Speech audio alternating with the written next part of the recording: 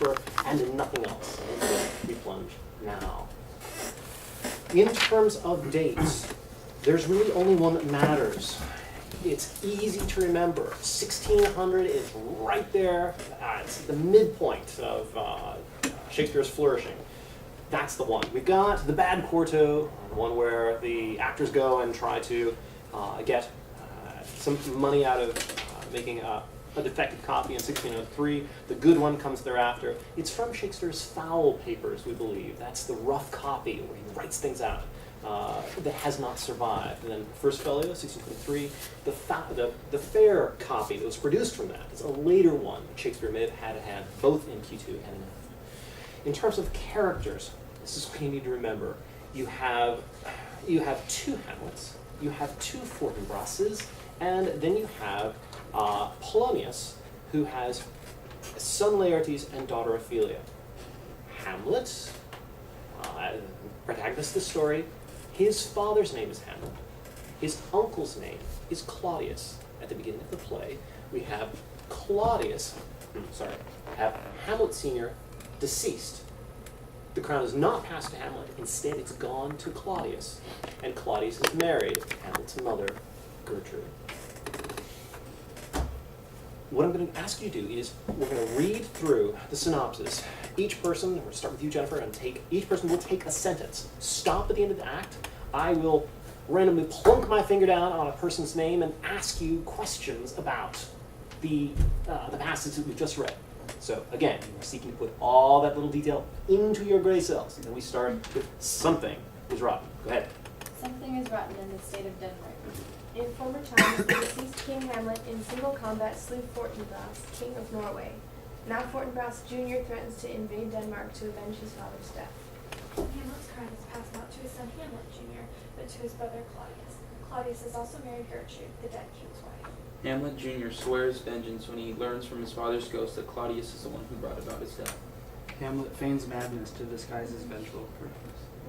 All right. Caitlin, who is the name of Hamlet? Don't look at it. Who is the name of Hamlet's father? Hamlet? Yes. Matt, who did Hamlet's father kill? Hamlet's father killed... Don't look at it. Oh. Quick. Anyone else? Fortinbras. Yes, Fortinbras Senior. Yes. David, who's threatening Denmark now? Fortinbras Jr. Yes. Jasmine, who married Hamlet's mother? Yes. Rebecca, who killed Hamlet's father? And Elisa, who tells Hamlet this? Tells him what? Who tells him that Claudius has killed his father and married his mother? Who tells Hamlet? The ghost. The ghost. Act 2. Hamlet feigns madness. Hamlet feigns madness to disguise his vengeful purpose. Polonius, Claudius' chief counselor, thinks Hamlet is mad for love of Ophelia, Polonius' daughter. Fabius, Claudius orders two acquaintances of Hamlet, Rosencrantz and Guildenstern, to learn the truth. Lindsay, to disguise his vengeful purpose, Hamlet does what? Feigns madness. Yes. Matt, who is Polonius? Somebody's Polonius' daughter? Polonius is She's counselor to Claudius. good. Aaron, what does Polonius think drove Hamlet mad? Love for Ophelia. Yes. We've got Callie. Is Claudius convinced by Polonius' hypothesis? No. And Lindsay again, whom does he send to find out what's disturbing Hamlet? Rosencrantz and Guildenstern. Excellent, Act 3. Trying to prove his theory, Polonius persuades Claudius to spy on Hamlet and Ophelia. Recognizing the trap, Hamlet takes his anger out on Ophelia, wounding her and convincing Claudius that Hamlet is a threat.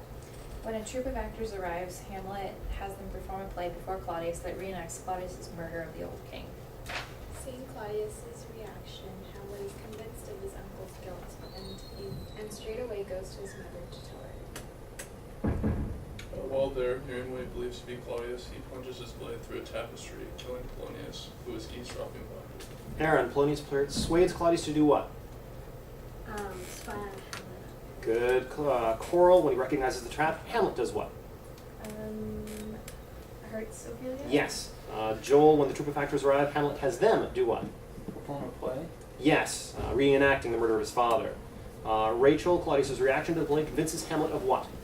That his father was killed by Claudius? Yes. Okay, Caitlin. When Hamlet goes to tell his mother what Claudius has done, he thinks he hears whom behind the tapestry. Claudius. In fact, whom does Hamlet kill? Polonius. Yes, good. All right, Act 4. Jennifer, go ahead.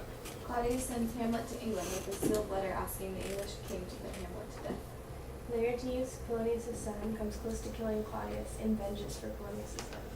Ophelia is having gone mad and later is found drowned. Claudius convinces Laertes that for both deaths, Hamlet must bear the blame. Okay, Matt, where does Claudius send Hamlet? To England. David, what does Claudius ask England's king to do? Give him a letter.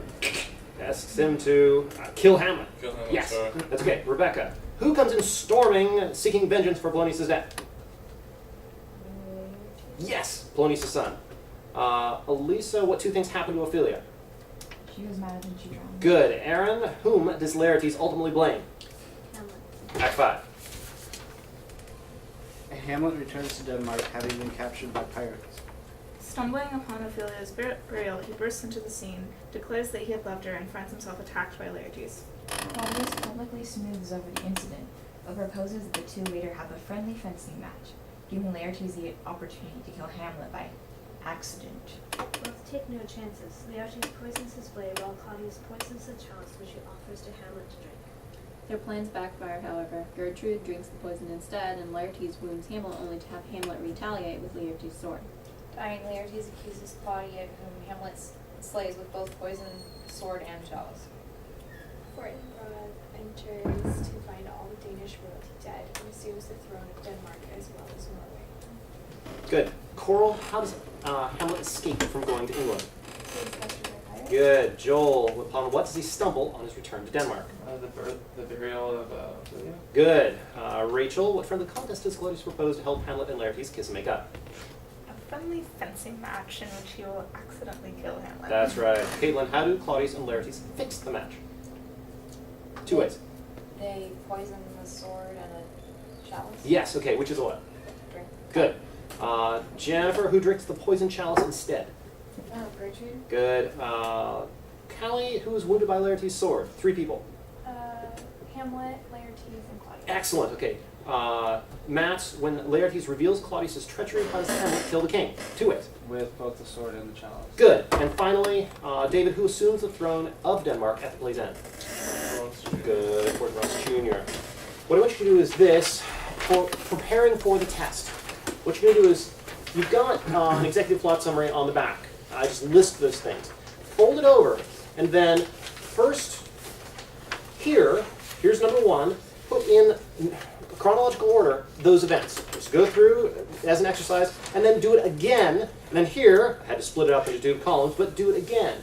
If before the test you do those 3 things and you read through the handout as a whole, you're gonna have no problem. It's not. You don't have to worry about the chronology as much as the content. What happens in this play? That should help you do it. All right, Ted?